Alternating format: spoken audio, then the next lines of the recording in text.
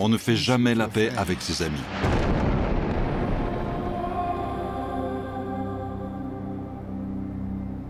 On fait la paix avec ses ennemis. Qu'est-ce que je dis en premier? Salam alaikum, que la paix soit avec vous. Elle est où la paix? On peut continuer à s'entretuer, mais ça ne mènera à rien. Qu'est-ce que vous entendez par victoire? C'est quoi la victoire? C'est quoi pour toi la paix? Et c'est quoi pour toi la justice?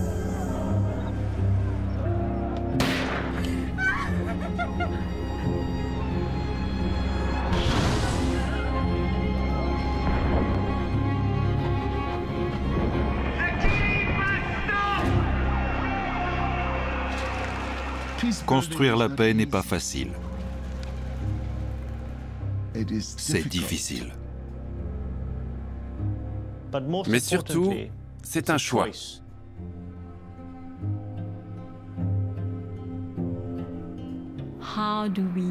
Quelle est notre vision de l'humanité? Comment la rétablir? Comment apprendre à pardonner?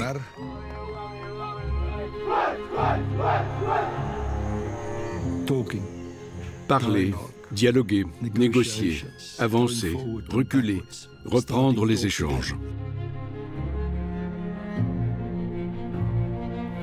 Il m'a écouté et a dit « Je ne peux pas ». The negotiation process is completely in tatters. Dans ce cas, il faut s'armer de patience et garder l'horizon en ligne de mire.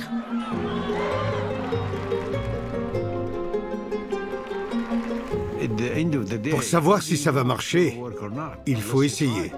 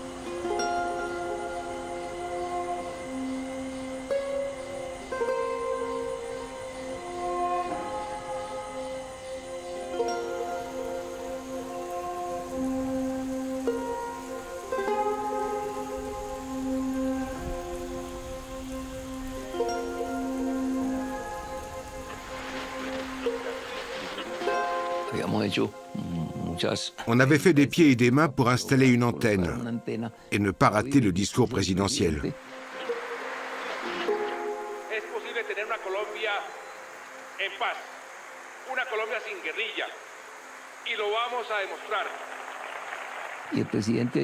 Je cite le président Santos, « La clé de la paix n'est pas perdue. C'est moi qui l'ai au fond de la poche. Et je suis votre nouveau président. »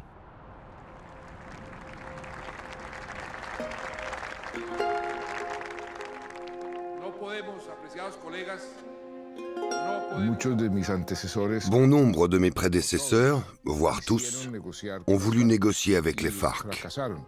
Et ils s'y sont tous cassés les dents. Moi, j'ai eu droit à « c'est impossible, n'essayez même pas. À quoi bon vous échiner pour rien ?»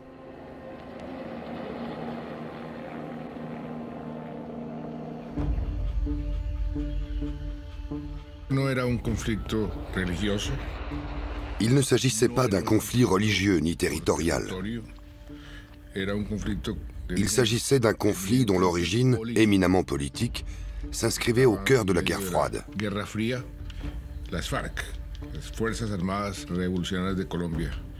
Les FARC, les Forces armées révolutionnaires de Colombie, étaient une guérilla marxiste-léniniste, anti-impérialiste, déterminée à changer le système par la lutte armée. L'injustice sociale, notamment le manque d'accès à l'éducation et à l'emploi, ainsi que la question agraire. Voilà ce qui a motivé l'insurrection des FARC. Depuis près de 60 ans, une guerre civile fait rage en Colombie. Des centaines de milliers de personnes ont été tuées et plus de 7 millions déplacés.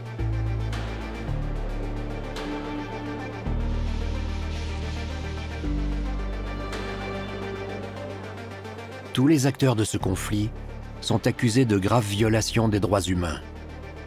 Les négociations entre le gouvernement et la guérilla échouent systématiquement. On avait beau rendre coup pour coup, personne n'en sortait vainqueur.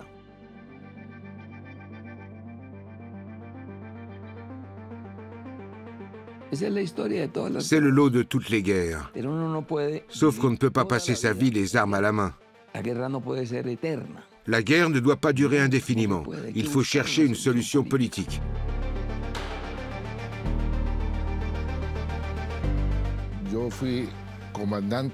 J'incarnais le chef de guerre lorsque j'étais ministre de la Défense. Le faucon pur et dur. Un jour, j'ai pris conscience que je devais me dévouer corps et âme pour ramener la paix en Colombie, faire la paix avec les FARC. Et c'est venu d'une conversation que j'ai eue avec Nelson Mandela. Il m'a dit, pour que la Colombie décolle, la Colombie doit vivre en paix. Aussitôt, j'ai entrepris d'étudier les processus de paix dans le monde, ainsi que les conditions préalables à leur réussite.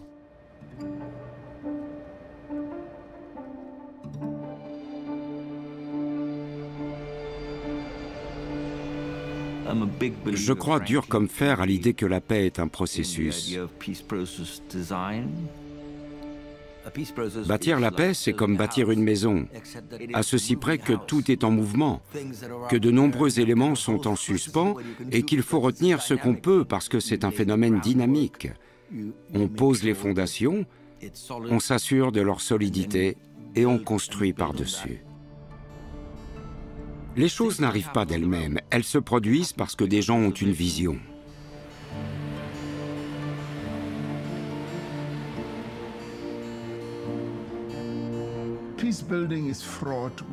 La consolidation de la paix se heurte parfois à des réactions de rejet et comporte de nombreux risques. Mais c'est aussi une grande chance.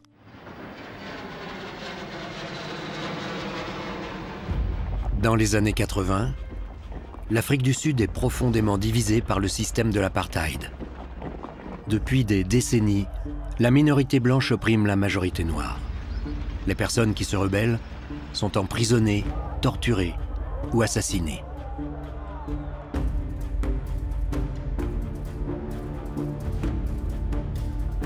C'est l'escalade de la violence.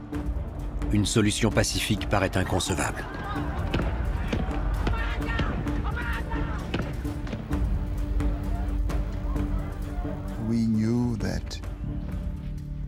On savait que c'était un conflit enlisé qui risquait de s'éterniser. On pouvait continuer à s'entretuer. On pouvait poursuivre dans cette voie, mais ça ne mènerait à rien.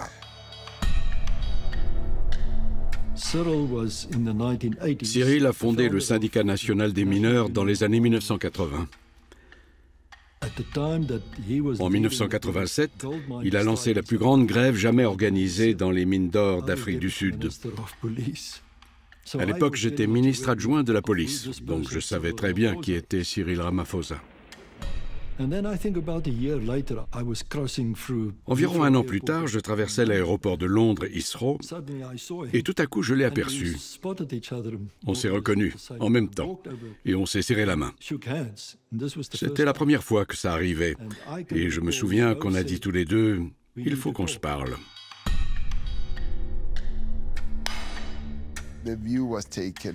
On a fait le constat que la situation empirait pour les Sud-Africains des deux camps. Les sanctions se faisaient durement sentir. Il fallait agir. En septembre 1989, Willem de Klerk est élu président d'Afrique du Sud.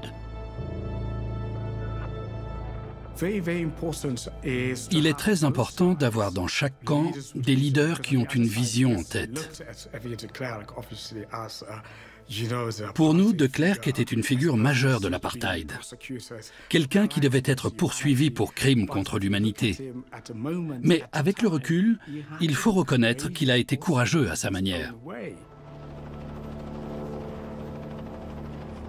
Février 1990. Mandela, en détention depuis près de 30 ans, est devenu un emblème de la lutte contre l'apartheid dans le monde entier.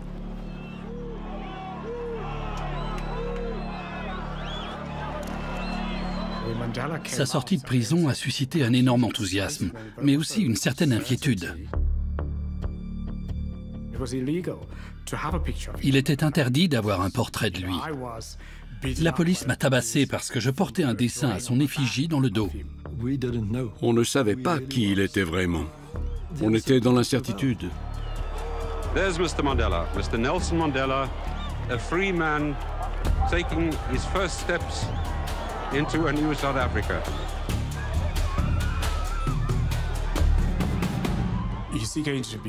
Est-ce un révolutionnaire comme nous? Ou est-ce quelqu'un qui va faire des compromis? Ou bien est-ce une mauviette qui va collaborer avec le gouvernement de l'apartheid?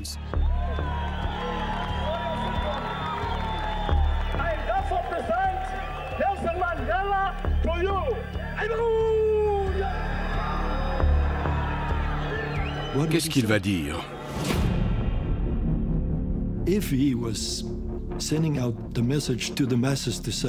S'il incite les masses à se mobiliser contre le régime de l'apartheid, il y aura des émeutes qui seront sans doute très difficiles à contrôler.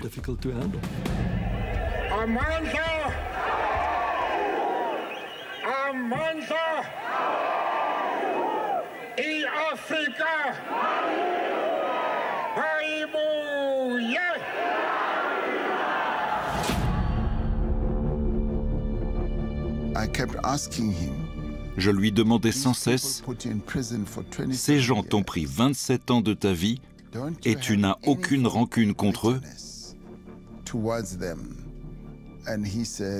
Et il me répondait, je leur pardonne ce qu'ils ont fait parce que j'ai un objectif bien plus grand et bien plus ambitieux, construire une nation. Studied the idea of a democratic and free society in which all persons live together in harmony. Il y a une chose qu'il faut prendre en compte dans un processus de négociation, c'est le point de non-retour. Ce moment est arrivé lorsque Mandela est sorti de prison. Plus personne ne pouvait l'enfermer de nouveau. C'était irréversible. Il fallait aller de l'avant. Le discours qu'il a prononcé a été le véritable point de départ de la construction d'une nouvelle Afrique du Sud. Le temps des négociations était arrivé.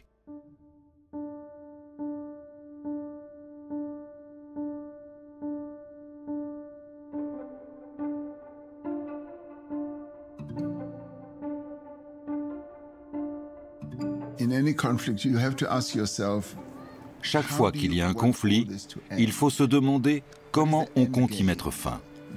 Quel résultat espère-t-on?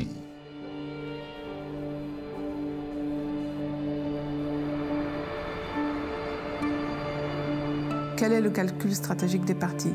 Est-ce qu'ils sont suffisamment fatigués par la guerre pour envisager des vraies négociations?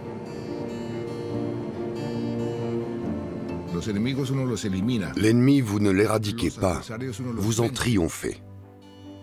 Parce que vous allez devoir cohabiter avec lui pour le restant de vos jours.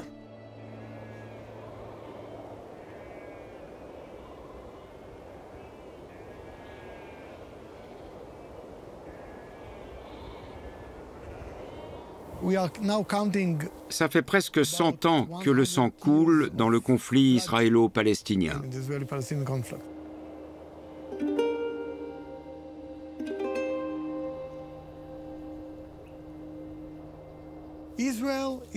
Israël est toute la terre du fleuve à la mer. La Palestine est toute la terre du fleuve à la mer. C'est le même territoire sur la carte.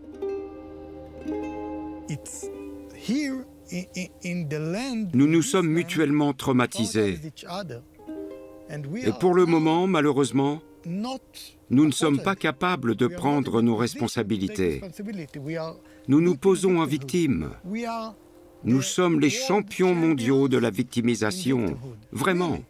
Nous avons créé les Jeux Olympiques dans cette discipline. Et chacun se bat pour être la plus grande victime.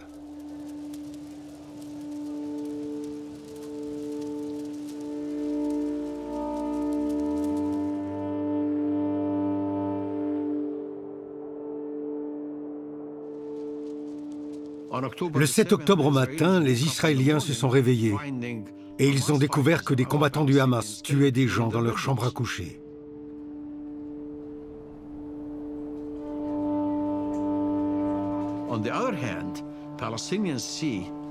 De leur côté, les Palestiniens voient des immeubles occupés par des familles partir en fumée et voient des milliers de Palestiniens, enfants, femmes, personnes âgées, mourir dans les bombardements.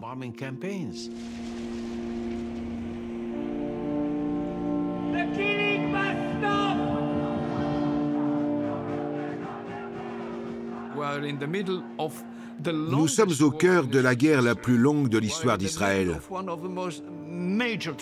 de la plus grande tragédie que les Palestiniens et les Israéliens aient jamais connue.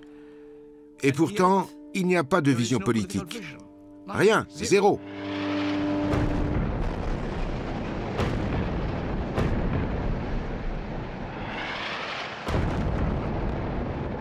C'est ça le problème.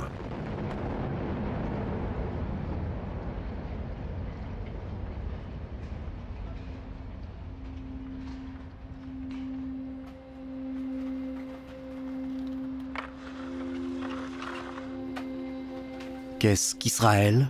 Qu'est-ce que la Palestine? Les Juifs et les Arabes se battent depuis des décennies pour la même terre. L'État hébreu a été fondé en 1948. La plupart des Palestiniens ne reconnaissent pas le droit d'Israël d'exister.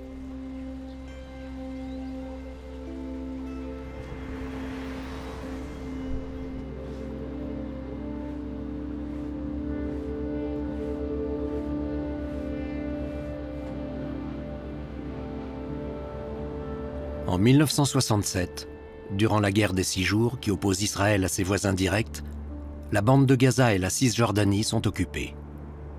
C'est aujourd'hui la principale pomme de discorde. Il n'existe pas d'État palestinien.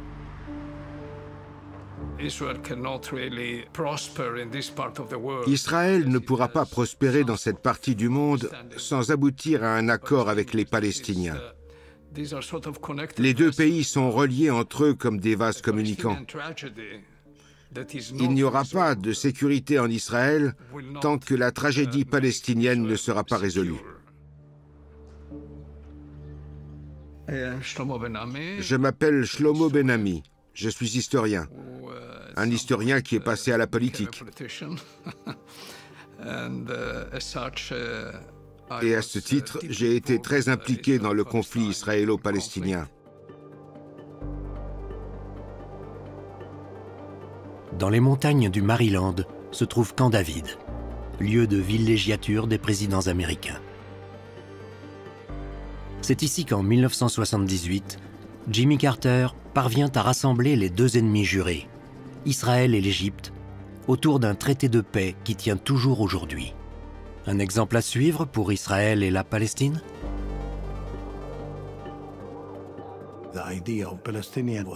L'idée d'une autonomie palestinienne est née à Camp David.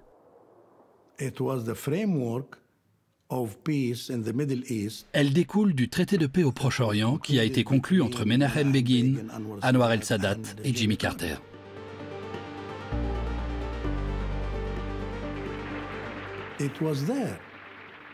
C'est là que tout s'est joué.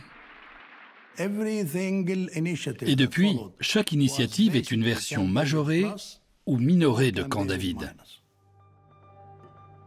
Je m'appelle Nasser Al-Kidwa.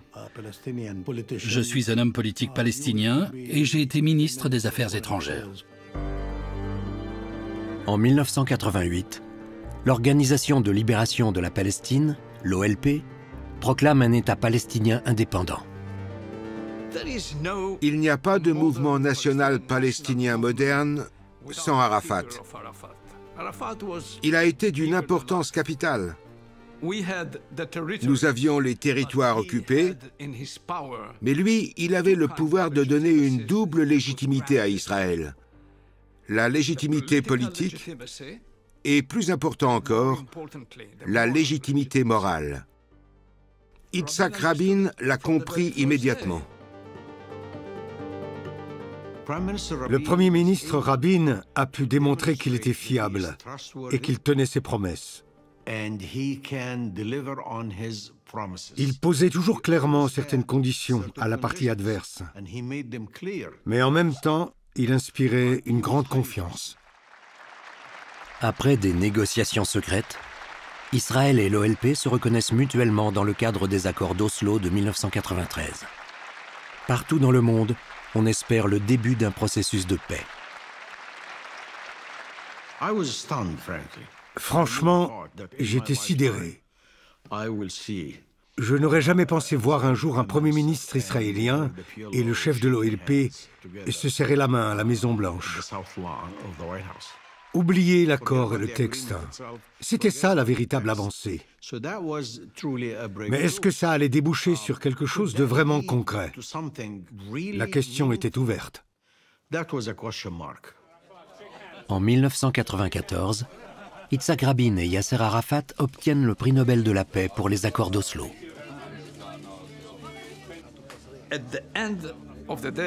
En fin de compte,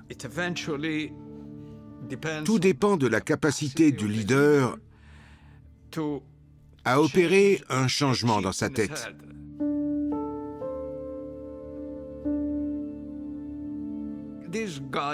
Ces hommes ont reçu le prix Nobel de la paix pour une bonne raison.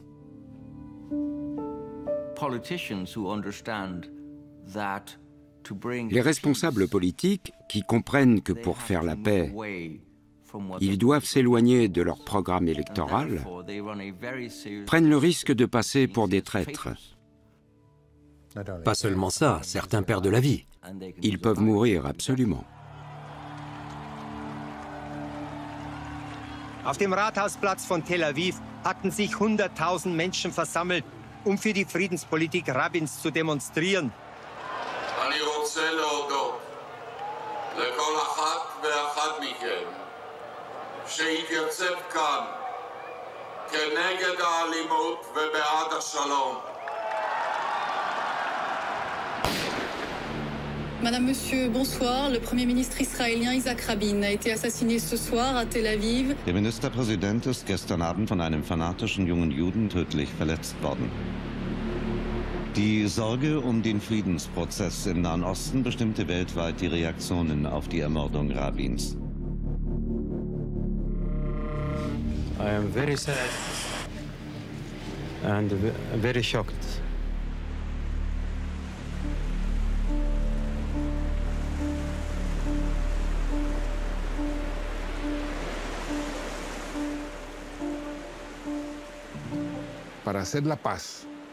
C'est plus difficile de faire la paix. C'est une approche plus horizontale.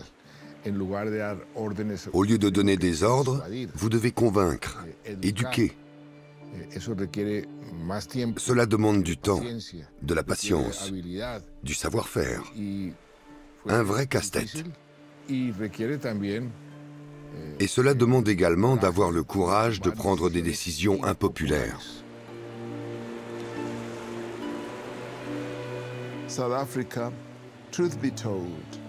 Franchement, en Afrique du Sud, on a eu beaucoup de chance d'avoir un leader exceptionnel.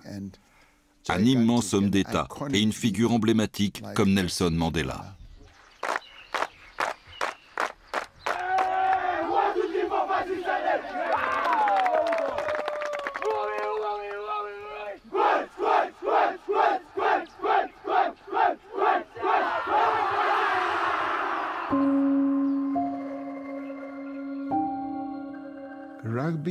Autrefois, le rugby était considéré comme le sport de l'oppresseur.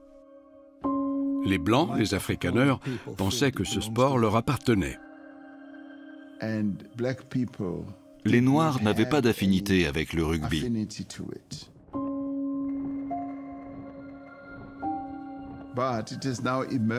Mais depuis, c'est devenu un sport national. En grande partie grâce à Nelson Mandela. Welcome to the Rugby World Cup Final 1995, here at Ellis Park Stadium, Johannesburg.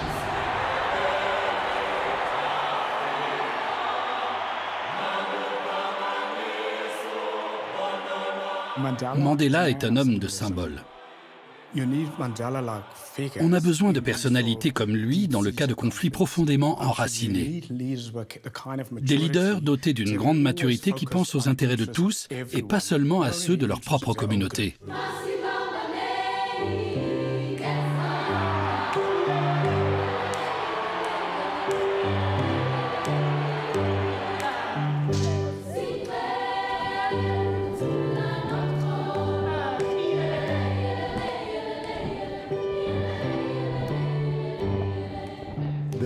Au rugby, les règles sont très déroutantes. J'en connais quelques-unes.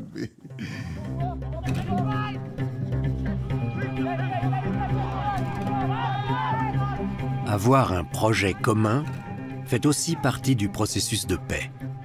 En Afrique du Sud, c'était le rugby.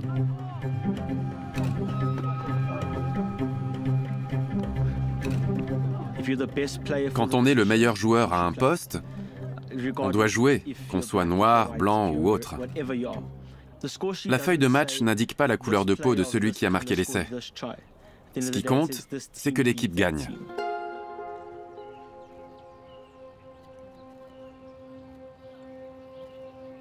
On sait tous ce qui s'est passé. On s'en souviendra toujours.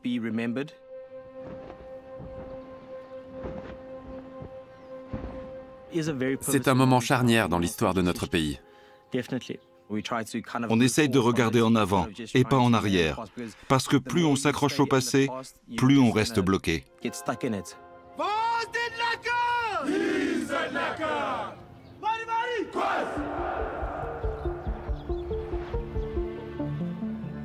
En mai 1990, le parti de Nelson Mandela, l'ANC, rencontre le gouvernement de la minorité blanche. Pour nous tous, c'était une grande première.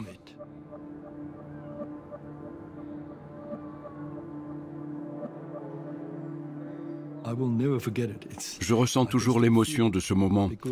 C'est impossible de l'oublier. On était tout excités d'être là et en même temps, on se trouvait face à l'inconnu.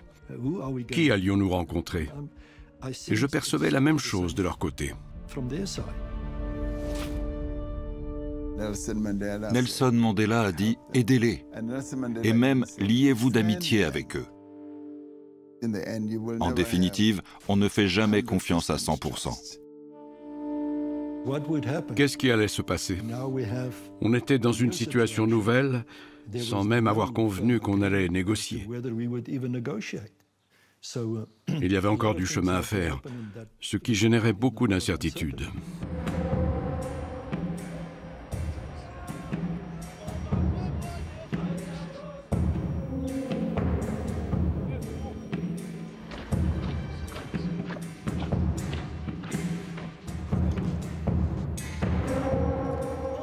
Le gouvernement blanc et l'ANC négocient pendant 2 ans.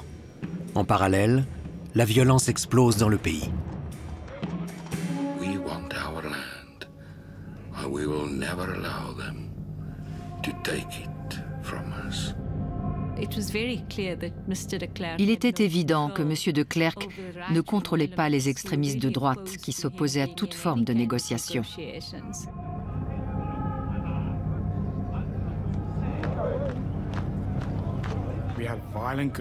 Il y avait de toutes parts des groupes violents qui voulaient faire capoter les pourparlers visant à mettre fin à l'apartheid. Je ne peux pas expliquer à ceux qui n'étaient pas présents à ce moment-là le degré de violence inouïe qu'on avait atteint.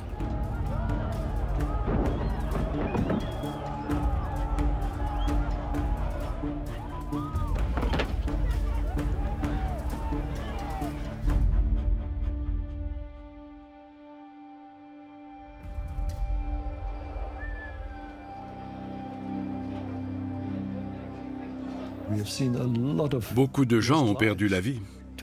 Il y a eu environ 20 000 morts jusqu'aux premières élections démocratiques en 1994. C'est un combat entre blancs et noirs, mais aussi entre groupes noirs.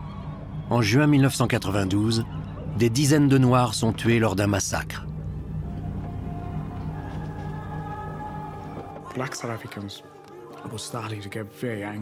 Les Noirs sud-africains étaient vraiment en colère.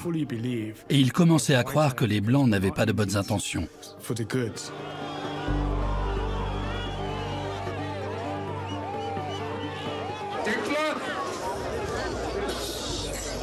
and his regime bear full responsibility for the violence in the country. The negotiation process is completely in tatters.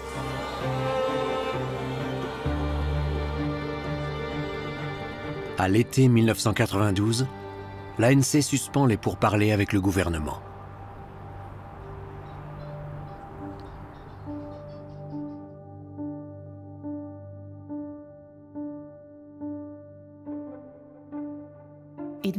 Parfois, les négociations piétinent, non par manque de volonté politique, mais à cause de problèmes internes. Quelque chose perturbe le processus, mais on sait que c'est temporaire et indépendant de la volonté des parties. Dans ce cas, il faut s'armer de patience, de beaucoup de patience, et garder l'horizon en ligne de mire.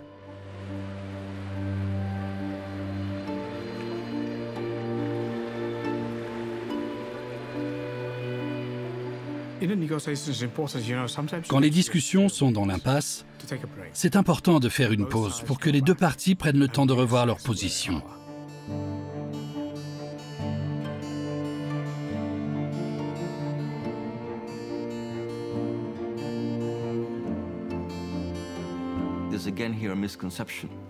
C'est une erreur de penser que les négociations reposent sur la confiance. La confiance est une conséquence, pas un préalable. On ne conclut pas un accord de paix parce qu'on fait confiance à la partie adverse. Il faut créer une structure dans laquelle chaque camp fait des concessions et adopte un comportement qui indique à l'autre « Maintenant, ils ont l'air sérieux ». Alors on commence à croire au processus.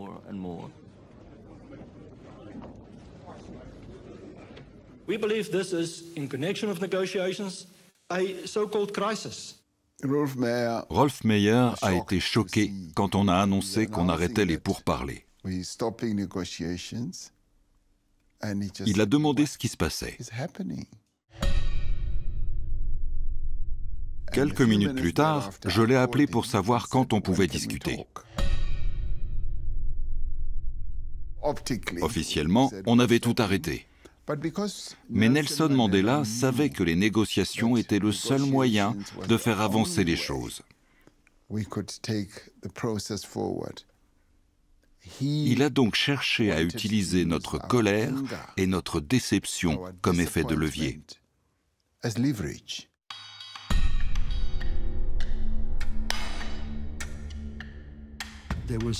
Il y avait ce qu'on appelait le canal.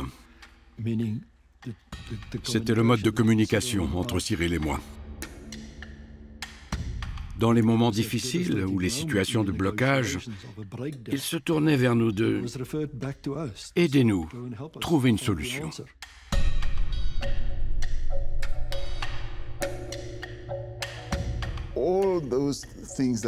Tout ce dont nous avons parlé a relancé et accéléré de manière spectaculaire les négociations. Bewegung in Südafrika, Begegnung in Johannesburg. Präsident de Klerk und ANC-Chef Mandela. Nach 4 Monaten Funkstille ist der ANC bereit, die Demokratiegespräche fortzusetzen. Il y a une question cruciale qu'il faudrait poser dans toute négociation. Quel résultat veut-on obtenir? Plutôt que qu'est-ce qu'il faut préserver du passé?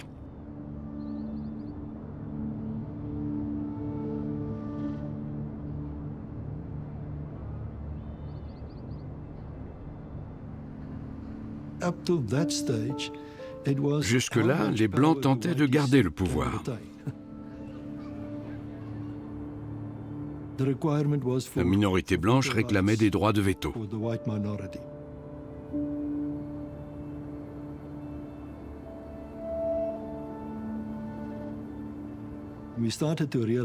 Mais on a compris que c'était une erreur de vouloir protéger les droits d'une minorité.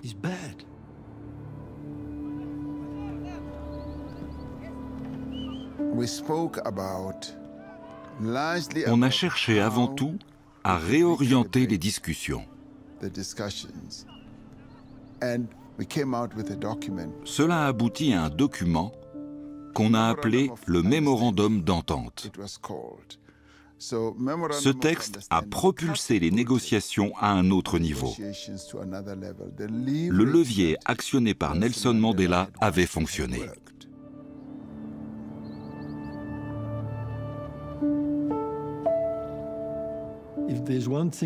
S'il y a une chose à retenir des manuels sur les négociations, c'est qu'on doit s'entraîner à parler, à dialoguer, à parlementer.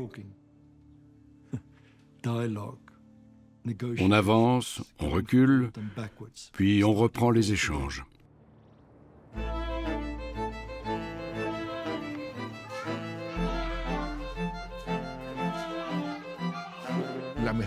L'arme la plus efficace, la plus puissante, s'asseoir et dialoguer.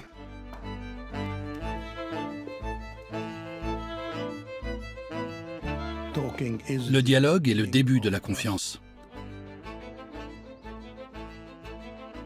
Parler est essentiel, sans quoi on n'apprend pas à se connaître. On ne sait pas quelles sont les positions de l'autre. Les mots sont importants. La diplomatie repose sur les mots. Le pouvoir de persuasion.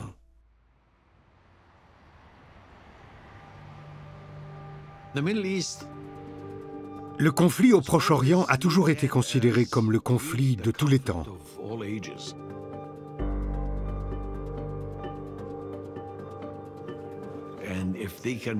Si on parvient à y faire face et à le résoudre, ce sera une énorme victoire.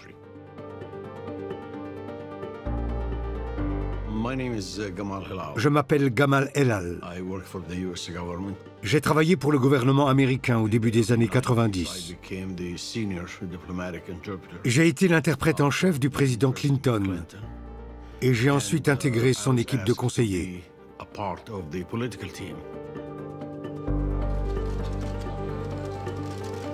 Été 2000.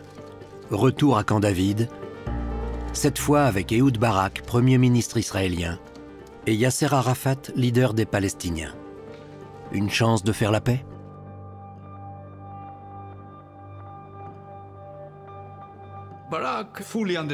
Barak savait combien il était important de conclure un accord avec les Palestiniens. Il disait, si nous n'arrivons pas à nous entendre, ce sera la guerre. Nous sommes comme le capitaine du Titanic. Nous devons changer de cap, sinon nous allons nous fracasser contre l'iceberg. Arafat ne voulait pas aller à Camp David. Dans son esprit, c'était un piège. Il pensait que nous, les Américains et les Israéliens, allions nous liguer contre lui et le forcer à accepter des choses dont il ne voulait pas.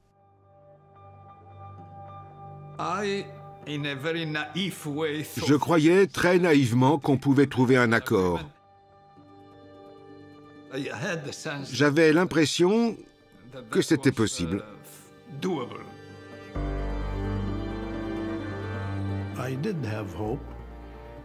J'espérais que ce serait le début d'une solution politique globale qui comprendrait la création d'un État palestinien.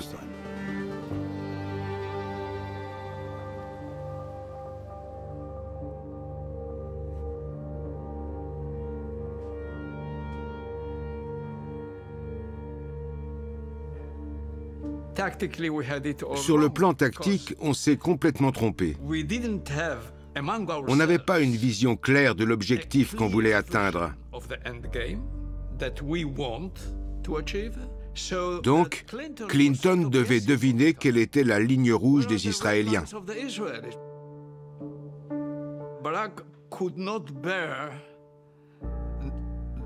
Barak ne supportait pas l'idée qu'Arafat était en attente d'une proposition qu'il ne pouvait pas refuser. Il l'a à peine vue. Pour lui, une rencontre avec Arafat était une récompense pour bonne conduite, pas un moyen de négocier.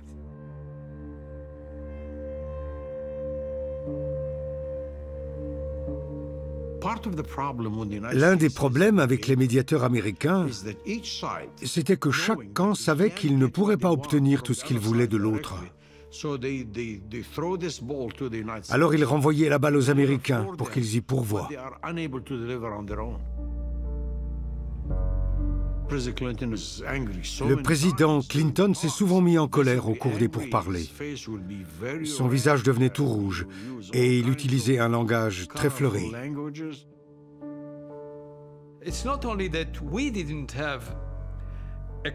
Non seulement nous n'avions pas d'objectif clair en vue, mais Arafat lui-même ne savait pas exactement quand il allait quitter la table en disant « on ne pourra pas faire mieux, alors signons ».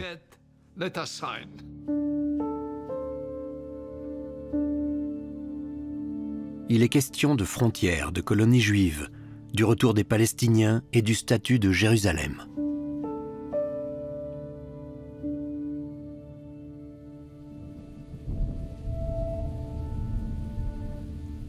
Les Palestiniens en veulent plus. Les Israéliens affirment n'avoir plus rien à offrir et font pression sur Arafat. Le temps presse.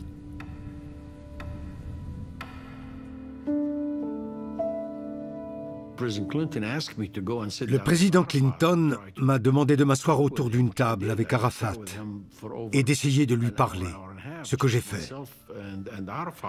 J'ai passé 1h30 avec lui, en tête-à-tête. En gros, je lui ai dit, écoutez, pour la première fois de l'histoire, la décision est entre les mains des Palestiniens. C'est une chance unique. Si on ne la saisit pas, il faudra attendre 30 ans pour qu'une autre occasion se présente.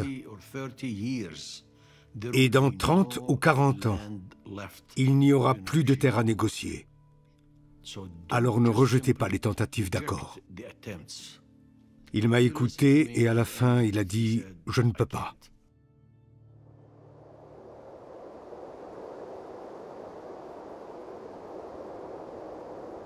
Je trouve surprenant qu'ils s'y prennent de cette façon pour une opération aussi sensible qu'une rencontre au sommet. Ils réunissent Barak et Arafat, et le troisième jour, ils s'aperçoivent qu'ils n'ont pas de stratégie. Ils n'ont pas partagé de feuille de route au préalable. Il n'y a eu aucun préparatif.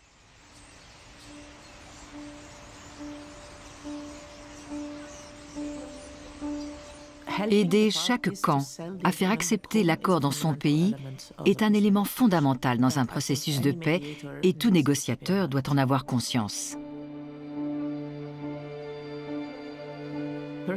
Personnellement, j'avais toujours cette question en tête. Comment faire en sorte que chacune des deux parties reparte en disant « j'ai gagné ».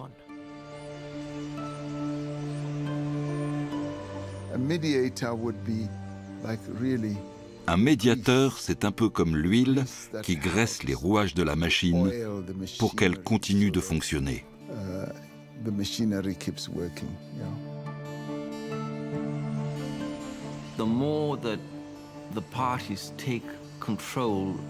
Plus les deux camps prennent en main leurs négociations, mieux c'est. Parce que ce sont eux qui font la paix, pas les médiateurs.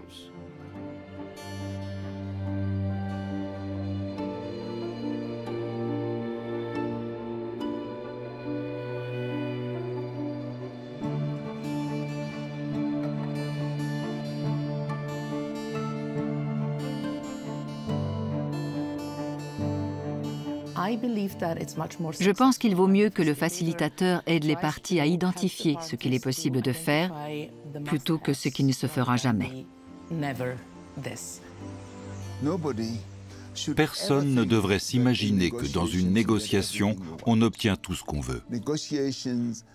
Pour construire la paix, il faut faire des compromis, donner et recevoir, mais aussi écouter très attentivement.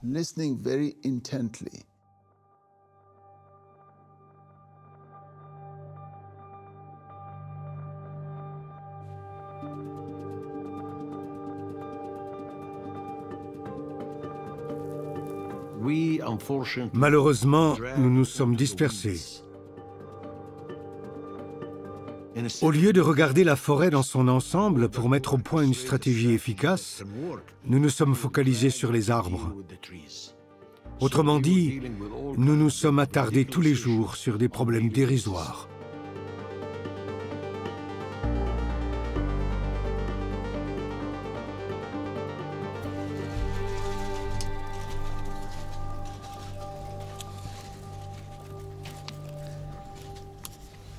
After 14 days of intensive negotiations between Israelis and Palestinians, I have concluded with regret that they will not be able to reach an agreement at this time. Quelques semaines seulement après l'échec des négociations, les Palestiniens déclenchent une révolte qui va durer des années. Des milliers de personnes mourront au cours de l'intifada. Il y a eu sans cesse des occasions manquées. On avait toujours peur d'accepter un accord et d'être critiqué après coup. Le principal problème était la perte d'espoir. Le désespoir. Toutes les tentatives avaient échoué. Alors il restait quoi ?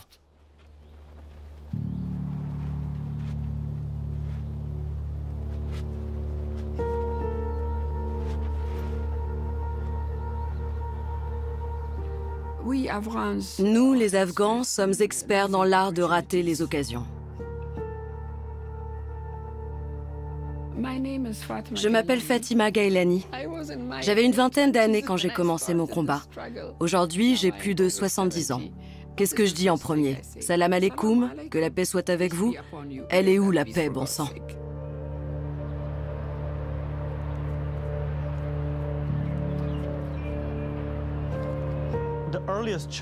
Mon premier souvenir d'enfant est une roquette qui a atterri dans notre jardin à Kaboul.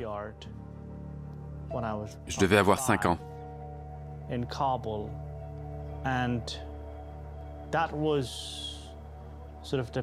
Ça a été mon quotidien jusqu'à mon départ d'Afghanistan en août 2021.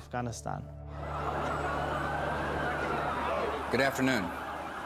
On my orders, the United States military has begun strikes against Al-Qaeda terrorist training camps and military installations of the Taliban regime in Afghanistan.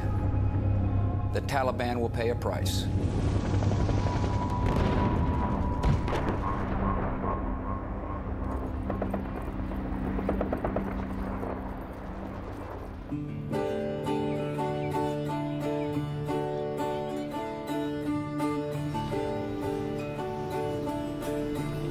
Quelques semaines après l'attaque des États-Unis et de leurs alliés, les fondamentalistes islamistes, les talibans, battent en retraite.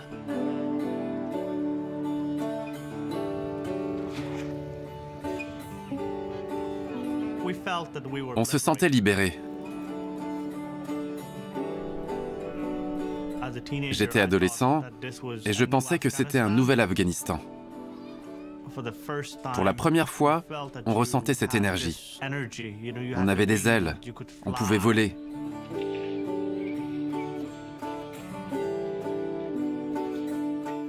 Je m'appelle Lotfoullah Najafizada. Je suis un journaliste afghan. J'ai séjourné 2 ou 3 semaines en Colombie et j'ai appris une chose.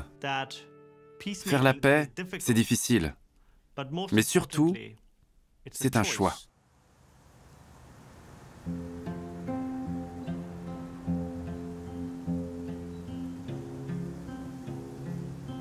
Fin 2001, au château de Petersberg, près de Bonn, les représentants de divers groupes ethniques d'Afghanistan se retrouvent pour une conférence de la paix.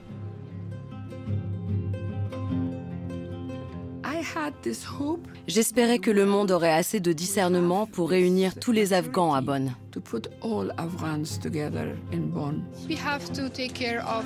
Wir müssen auf die verschiedenen Volksgruppen Rücksicht nehmen, auf die Rolle von Frauen und Männern und die Religionen. Afghanistan ist wie ein Mosaik. Wenn man es richtig zusammensetzt, ist es ein wunderschönes Bild. Exclure les talibans a été une grave erreur que nous payons encore aujourd'hui. Du moment où les Américains sont intervenus, il y a eu une interdiction de parler aux talibans. Quand on exclut une force politique, et c'est vrai ailleurs qu'en Afghanistan, si on exclut les forces politiques importantes qui ont une importance sur le terrain trop longtemps, elles prennent de plus en plus d'importance à l'extérieur du gouvernement, à l'extérieur de la solution proposée. Et plus elles sont fortes, moins on pourra négocier avec elles.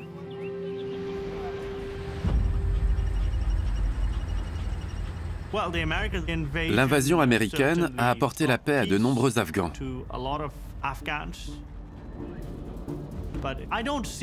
Mais je ne vois aucune décision prise par les Afghans dans ce processus. Nous avons perdu de vue qu'il nous appartenait de gérer nos propres affaires. Nous pensions que c'était aux Américains de nous servir à manger matin, midi et soir, et de tout régler.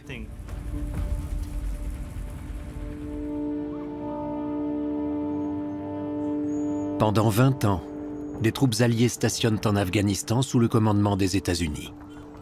Plus de 200 000 personnes meurent. Mais les talibans ne sont pas vaincus pour autant.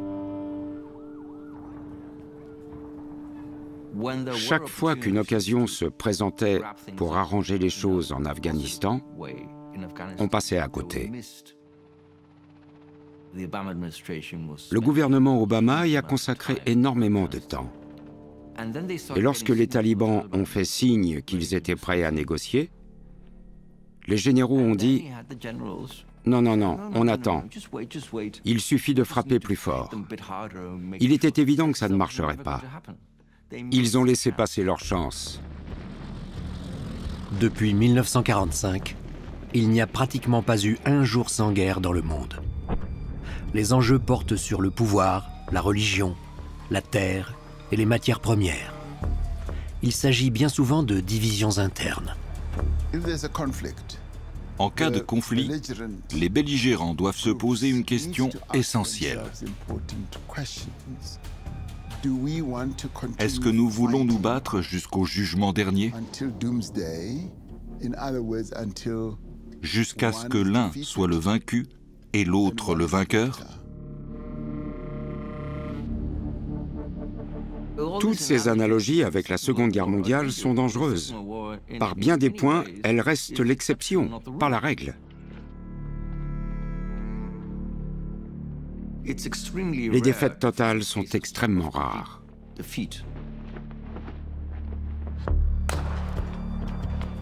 Depuis la fin de la guerre froide, on a vu se multiplier beaucoup de conflits internes. Et ça complexifie beaucoup la résolution du conflit. J'en suis persuadé, tous les conflits peuvent être résolus, même ceux qui se déroulent sous nos yeux. L'Ukraine et la Russie, des solutions existent. Israël et la Palestine également.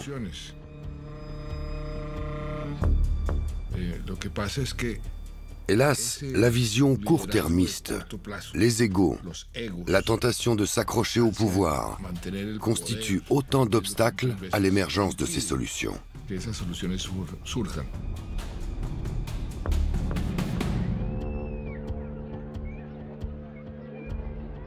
Du point de vue d'un gouvernement, qu'est-ce qu'on entend par victoire? C'est quoi la victoire? En ce moment même, nous assistons à la destruction complète de Gaza. Mais à quoi une victoire contre le Hamas peut-elle ressembler? Il ne s'agit évidemment pas de tuer tous ceux qui ont une carte de membre du Hamas. Ce n'est pas comme ça qu'on viendra à bout de cette organisation. Il faut la transformer en autre chose. Et pour ça, on a besoin d'une stratégie politique.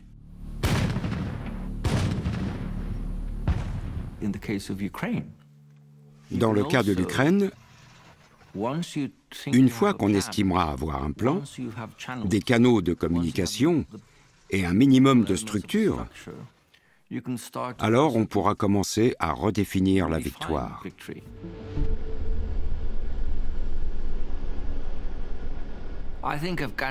L'Afghanistan est un bon exemple d'une stratégie mal conçue. En 2019, le président américain Donald Trump décide de régler le conflit dans un lieu symbolique. Tout à coup, les États-Unis voulaient rencontrer le chef des talibans à Camp David. Nous étions à Kaboul avec un petit groupe soutenu par des experts de la paix colombiens et nous préparions des négociations avec les talibans.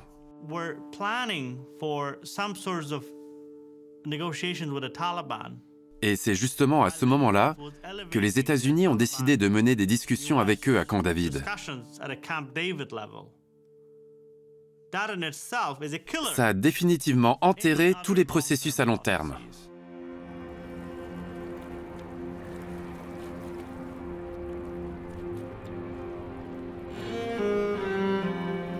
Après de nombreuses tables rondes, le gouvernement américain conclut un accord avec les talibans en février 2020 au Qatar.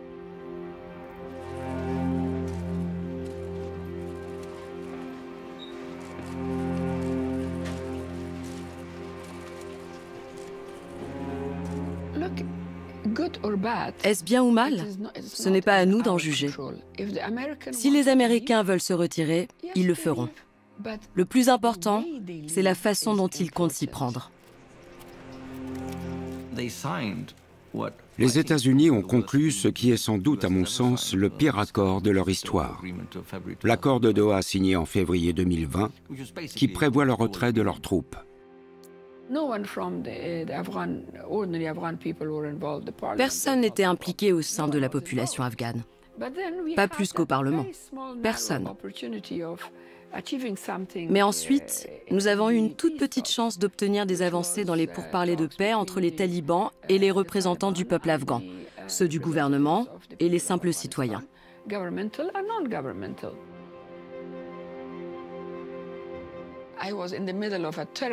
Je souffrais d'un Covid carabiné quand on m'a appelé pour me dire de venir. Une fois sur place, j'ai demandé « Qui va jouer les médiateurs ?» On m'a dit « Personne ». Quoi? On n'a pas de médiateur. Pourquoi? On engage des négociations de paix après plus de 40 ans de guerre et on n'a pas de médiateur. L'Afghanistan est redevenu un cobaye. Pourquoi? Qui aurait dû jouer les médiateurs? Les Américains? Les Nations Unies. C'est quoi la mission des Nations Unies? Précisément celle-là. Savez-vous combien de temps il a fallu pour trouver une personne? C'est une blague.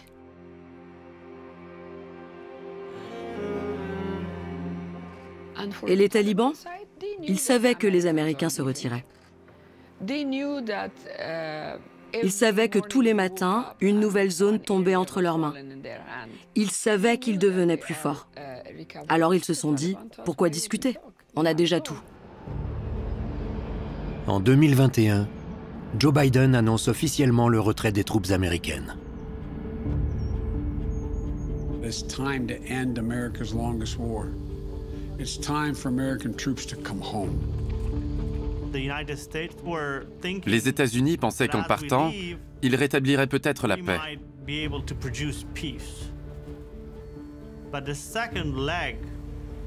Mais sur ce point, ils se berçaient d'illusions.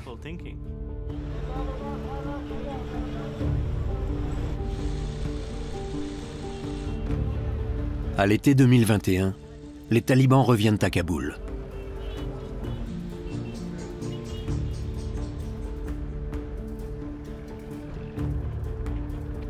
les Américains et leurs alliés quittent le pays.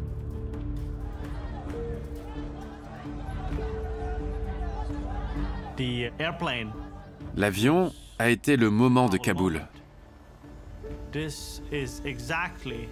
Il s'était passé exactement la même chose au Vietnam avec l'hélicoptère sur le toit de l'ambassade américaine. Autrement dit, l'histoire se répète. Nous nous sommes vraiment sentis trahis et abandonnés.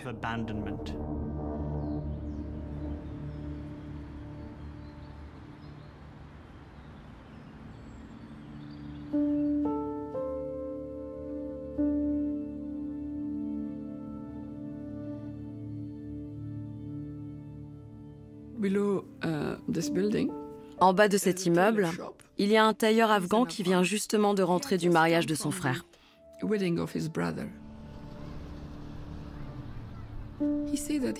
Il a dit qu'il n'avait jamais connu une période aussi belle et paisible dans sa vie. Il n'y a pas de guerre en Afghanistan. C'est vrai. Mais il est vrai aussi que les femmes ne peuvent pas travailler et que les filles ne peuvent plus aller à l'école.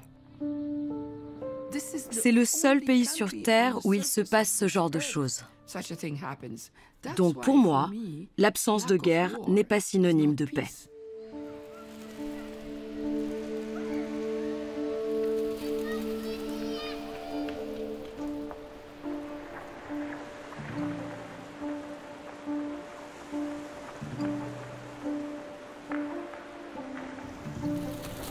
Combien de paix il faut pour faire la paix?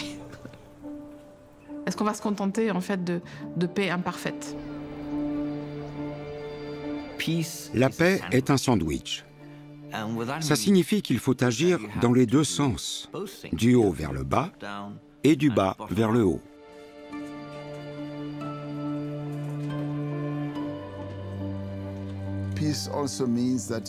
La paix implique d'avoir un dialogue permanent avec soi-même et de trouver un équilibre intérieur. Parce qu'il y a forcément des moments de doute. Il faut les dépasser pour pouvoir dire « Oui, je suis prêt à faire la paix ».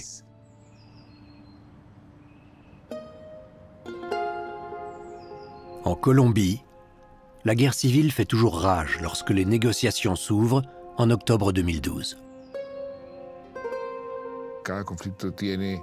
Même si chaque conflit a des origines différentes, des acteurs différents,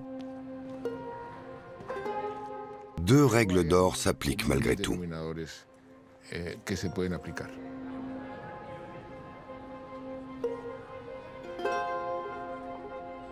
La première, toujours se mettre à la place de l'autre. La seconde, déployer des trésors de patience et d'humilité. Je me présente, Pablo Catatumbo, engagé chez les FARC en 1972. J'ai participé au combat. Je ne suis pas un guérillero d'opérette. Après avoir été emprisonné et torturé par les militaires, j'ai fait partie des commissions pour la paix.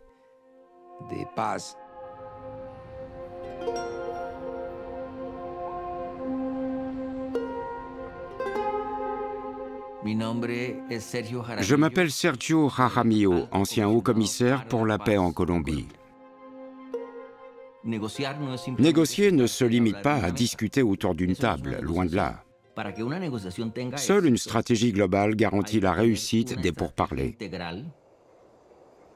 Pour jeter les bases, on a eu la chance de disposer d'un canal officieux, d'un lien direct avec les leaders des FARC.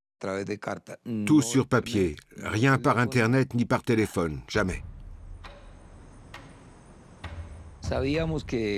On le savait, si ce rapprochement entre le président Santos et nous venait à fuiter, la nouvelle ferait scandale.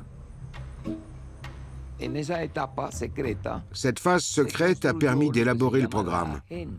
En gros, de faire la liste des sujets dont on allait parler. Ce n'est pas facile.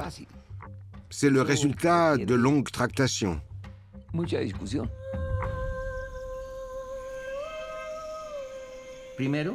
D'abord, il s'agissait d'échafauder un avant-projet offrant des garanties aux deux parties. Puis, au bout de 6 mois, un accord cadre a vu le jour. Les négociations devaient être menées sans intermédiaire, de façon confidentielle et en terrain neutre.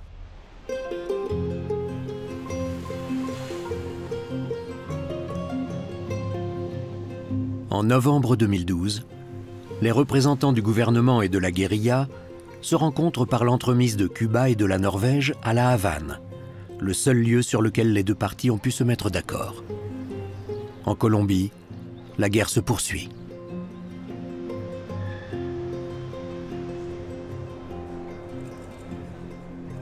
Se mettre autour d'une table et discuter, c'est primordial.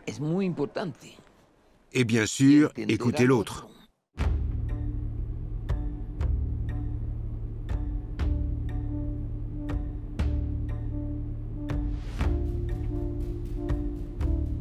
On échangeait tour à tour des propositions dans une sorte de ping-pong.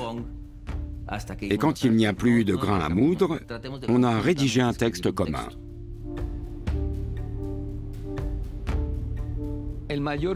Ça complique tout de ne pas parler le même langage. Pour vous, faire la paix signifie déposer les armes. Pour nous, ça veut dire résoudre la multitude de problèmes qui minent la société colombienne.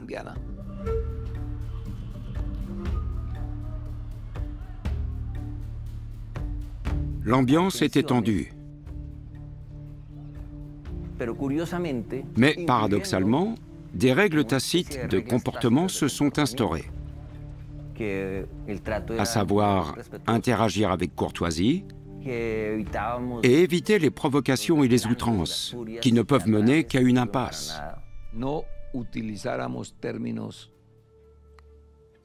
On s'abstenait d'utiliser des termes offensants. Eux, terroristes, nous, fascistes. Sinon, c'est impossible. On n'arrive à rien. Lorsqu'on veut trouver une solution politique, on est obligé d'adapter son langage.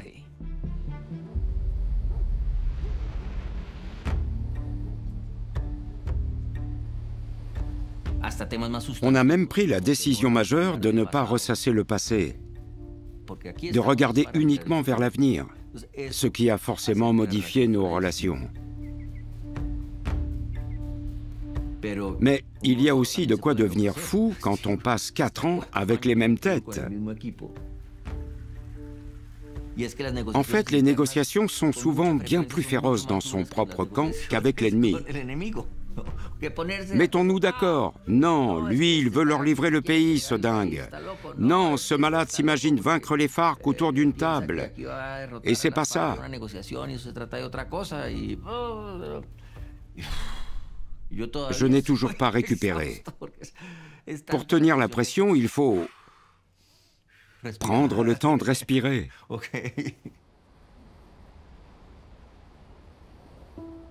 Pendant près de 4 ans, on négocie d'arrache-pied presque tous les jours à Cuba, en petit comité et à huis clos. On voulait les amener à faire de la politique sans les armes, à renoncer à la violence pour promouvoir leurs idées. En retour, ils pourraient intégrer le champ politique, comme ils le font désormais activement au Congrès. Vous avez de quoi être fier de vous, non? Ma foi, difficile de vous répondre. Je l'aurais été si j'avais atteint tous mes objectifs. Il n'empêche, sans cette sage décision, on crapahuterait encore dans la jungle.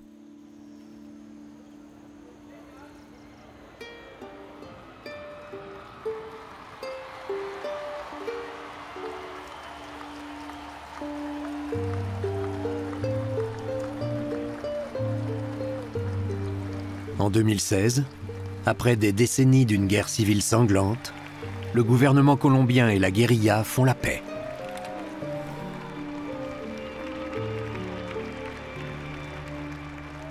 Plus de 13 000 hommes et femmes déposent les armes. Une victoire historique, même si tous ne veulent pas signer le traité de paix.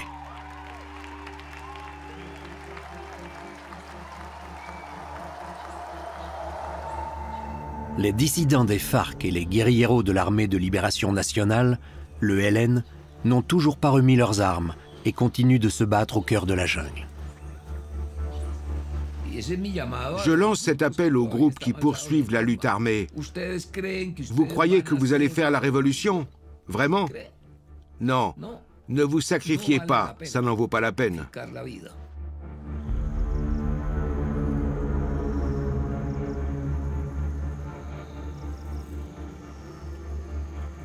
Paradoxalement, le plus important, ce ne sont pas les négociations avant les accords de paix. Pour moi, ce qui est décisif, c'est le jour d'après. Qu'est-ce qui se passe alors ?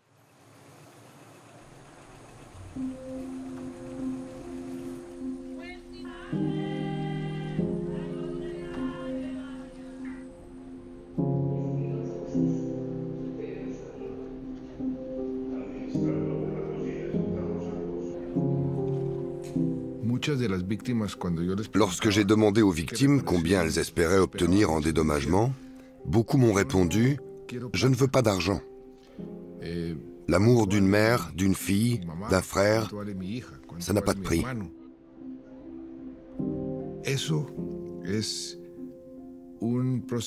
Dans le parcours de réconciliation, il est indispensable que les victimes et les bourreaux se disent la vérité en face. Comme nous l'enseigne la Bible, la vérité libère. Elle libère et elle ouvre grand les cœurs.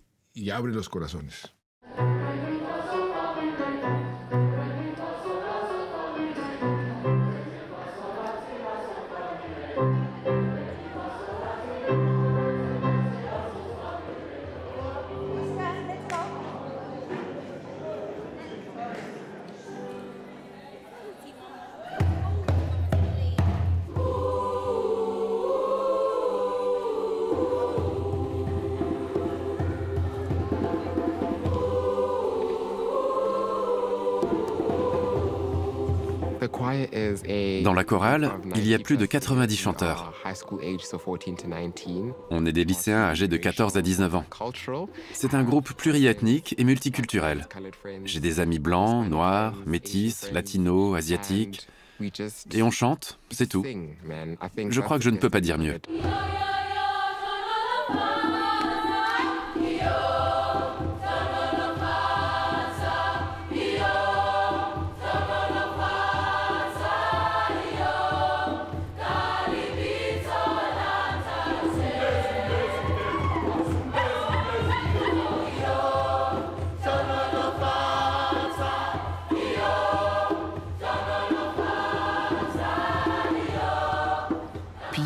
La paix doit se négocier sans cesse.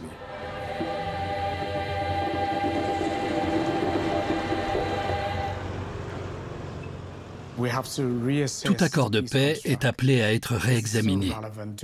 Est-il toujours valable? Doit-on le modifier? A-t-on oublié des gens? Faut-il les réintégrer?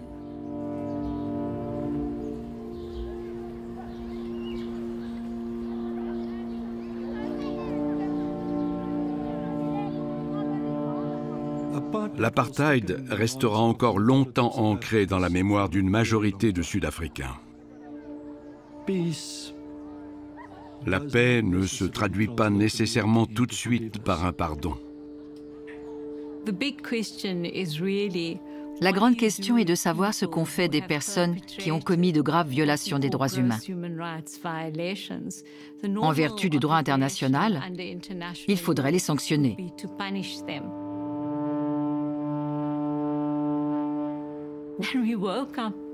Après l'adoption de la Constitution provisoire, on a découvert que les partis avaient accepté une amnistie conditionnelle.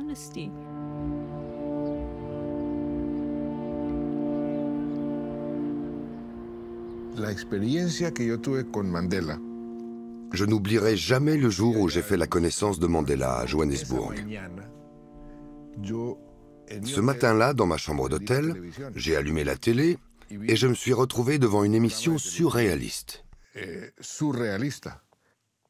Les victimes de l'apartheid réunies avec leurs bourreaux.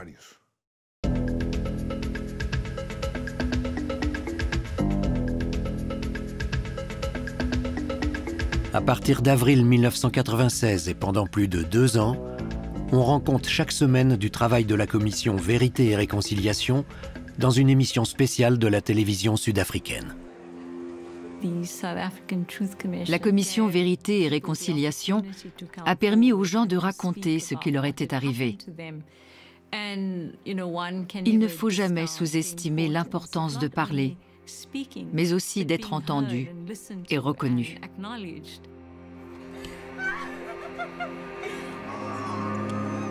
I'm not going to ask you to go over what happened because I think it's very, very painful for you. You have told us today that you were tortured. I want to ask you a question, but if it is too painful for you to answer, that's fine.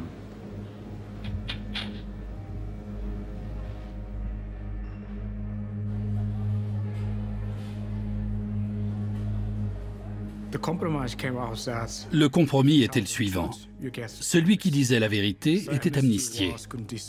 L'amnistie était donc conditionnée à la vérité. J'estimais que c'était moralement inacceptable. Comment peut-on pardonner à ces gens? Ils ont été tellement brutaux. L'un d'eux était un tortionnaire du nom de Jeffrey Benzine. Sa victime lui a dit « Montrez-leur donc ce que vous m'avez fait ». L'homme s'est allongé par terre et Jeffrey Benzine a montré comment il avait mis un sac sur sa tête pour le forcer à parler. Les gens n'ont pas pu regarder la scène jusqu'au bout. Puis la victime a demandé au bourreau « Comment avez-vous pu faire ça ?» What kind of man that uses a method like this one to other human beings repeatedly and listening to those moans and cries and groans and taking each of those people very near to their deaths? What kind of man are you? C'est bien ça la question. Quelle est notre vision de l'humanité? Comment la rétablir?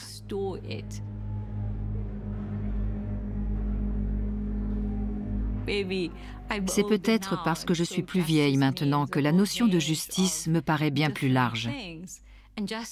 Cela n'implique pas seulement la responsabilité pénale. Il s'agit aussi, par exemple, de pouvoir dire à quelqu'un où se trouve la dépouille d'un membre de sa famille pour pouvoir l'exhumer et la lui restituer. La commission Vérité et Réconciliation siège pendant 2 ans. Des dizaines de milliers de personnes qui ont été tuées ou torturées sont ainsi identifiées. Une fraction des victimes du régime de l'apartheid.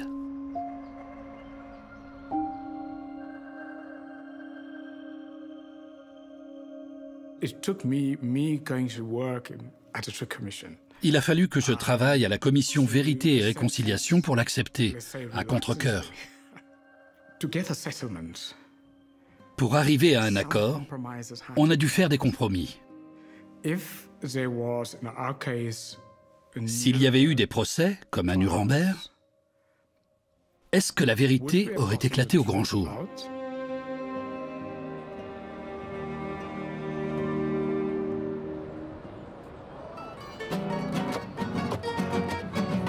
En Colombie aussi, on choisit la voie de la vérité.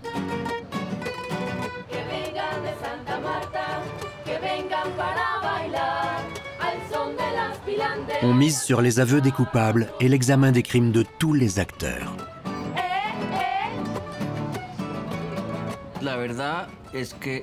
À vrai dire, la réconciliation est une quête sans fin. Et nous-mêmes, tout au long de la négociation, on a volontairement tâché d'éviter autant que possible le mot réconciliation. Parce qu'il nous semblait mettre la barre trop haut, générer une attente trop vive. On a donc plutôt opté pour des périphrases comme « encourager le vivre ensemble ».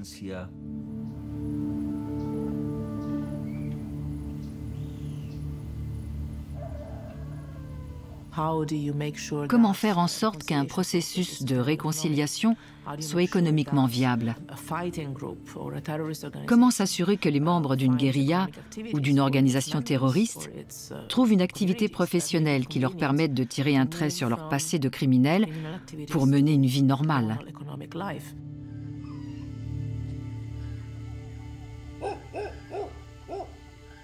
Le gouvernement aide les personnes qui déposent les armes et signent le traité de paix à se reconstruire.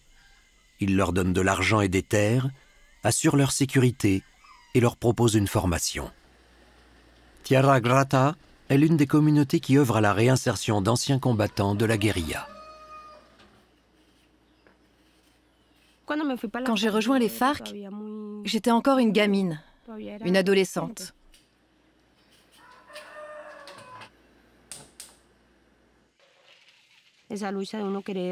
On s'engageait pour se battre contre les inégalités sociales, pour que plus personne ne vive dans la misère, pour que tout le monde avance ensemble.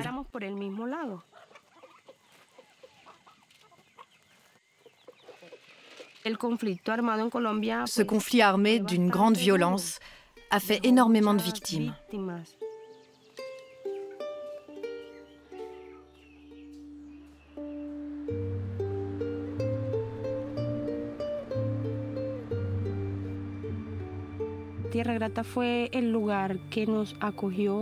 Tierra Grata est le collectif qui nous a accueillis lorsqu'on a quitté le maquis. On est arrivé avec pour seul bien nos armes et nos pactages. Rien d'autre.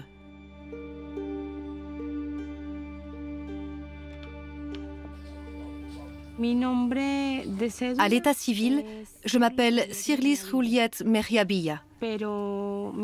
Mais j'ai pris comme pseudo Aylen.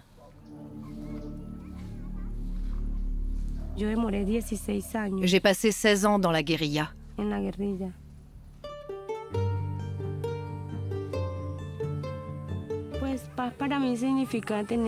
Pour moi, la paix, ça veut dire avoir une famille, mon propre logement, avoir accès à l'éducation et ne plus vivre dans l'angoisse, qu'on me fasse du mal, qu'il m'arrive malheur.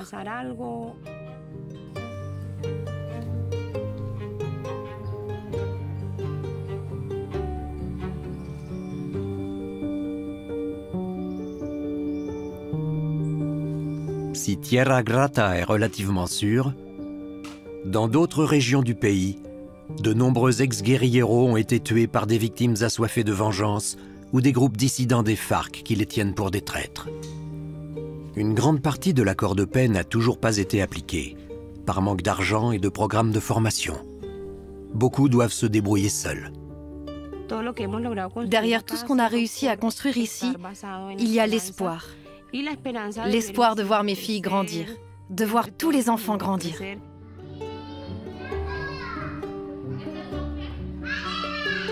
Y el unicornio soñó que estaba en un mundo de colores, azules, rosados, amarillos. Pour que la paix dure, il ne faut jamais, jamais rien lâcher. La paix, ça veut dire aussi croiser des victimes, dialoguer avec elles, les écouter. C'est positif, ça fait chaud au cœur. C'est ça la paix.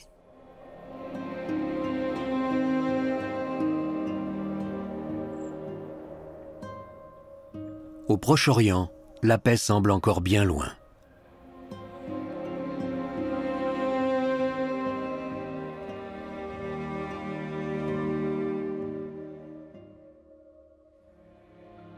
On a besoin d'un processus de réconciliation et de guérison.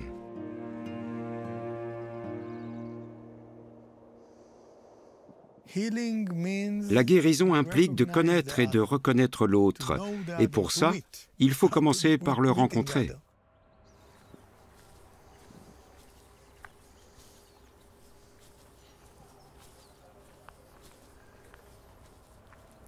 Mieux vaut couper la caméra.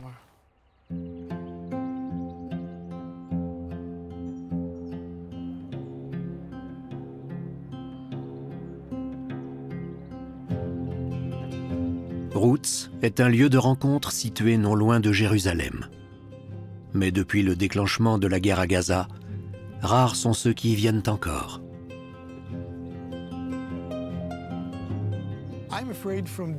J'ai peur du fantasme à la fois tragique et dangereux que trop d'Israéliens et de Palestiniens nourrissent toujours, à savoir qu'un jour, ils ouvriront leurs fenêtres et hop, l'autre aura disparu.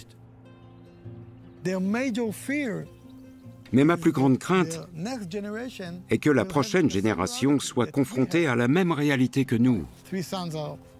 Mes 3 fils ont combattu l'année dernière. Notre responsabilité est de changer les choses. Le fils de mon frère vit ici. Mon frère a été tué par l'armée israélienne. Il a fallu du temps à mon neveu pour pouvoir venir ici et s'asseoir avec Elias, avec quelqu'un dont l'armée a tué son père.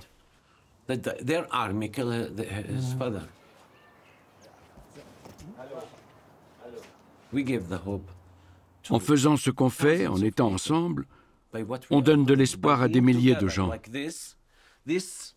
Cette situation, cette image, est complètement inhabituelle. Comment est-ce possible? Comment pouvez-vous vous faire confiance et vous asseoir ensemble? Elias, tu n'as pas peur d'être assis à côté de Khaled, le Palestinien? Khaled, tu n'as pas peur d'être assis à côté d'Elias? Non, on n'a pas peur.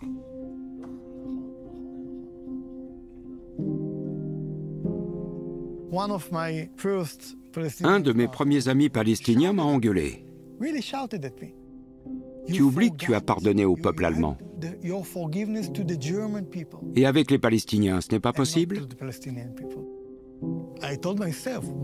Je me suis dit, mais oui, il a complètement raison. Si on a pu pardonner aux Allemands après tout ce qui s'est passé, je pense qu'on doit avoir le courage et la force morale de pardonner aux Palestiniens. Et de leur côté, ils devraient en faire autant.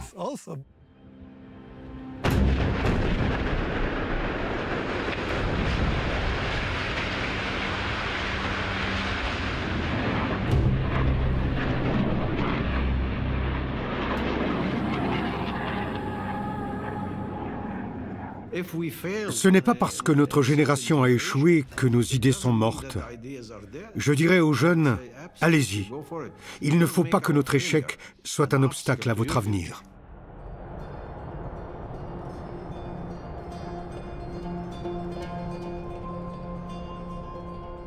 J'ai appris une chose. Il est 1000 fois plus facile de faire la guerre que la paix.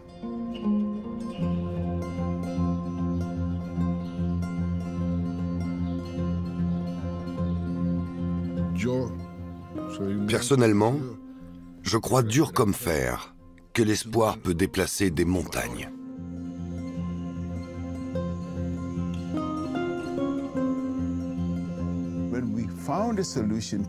Quand nous sommes enfin parvenus à résoudre notre conflit, dont tout le monde parlait depuis tant d'années, j'ai alors eu la certitude que derrière tout conflit se cache quelque part une solution.